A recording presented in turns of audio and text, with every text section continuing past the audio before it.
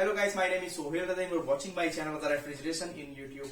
In today's video, I want to tell you how to connect your Panasonic inverter AC to mobile Wi-Fi and router Wi-Fi. So friends, let's start the video. But before that, I want to tell you that if you have not subscribed my channel yet, then please subscribe my channel and press the bell icon so that the notification of my latest video reaches you first.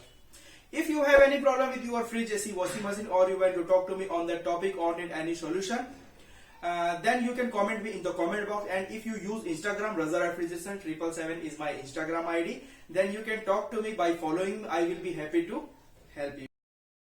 Install Mirai app on your mobile first. After installing Mirai app, this kind of page will open in your mobile. You log in by entering your ID and password and after turning on your AC. Then you have to log in. After login, my home page will open. Then you touch on plus mark.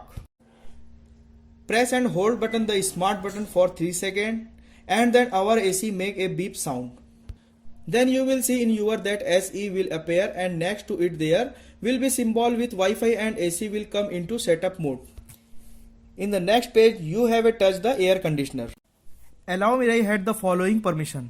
So you had touch allow once. The page with setup new device will come in which you have to note that you have to turn on Wi-Fi, location, internet by turning these 3 things.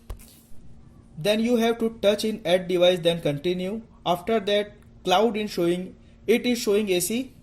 We have to select. After that in the next page asking for password.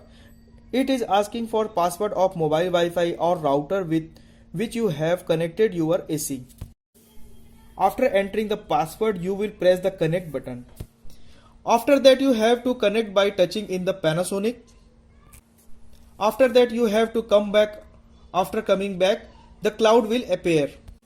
The cloud is generally searching for its model or serial. It will take some time, after that will connect easily. It is not connecting, then connect to another Wi-Fi or router. Device is set up complete.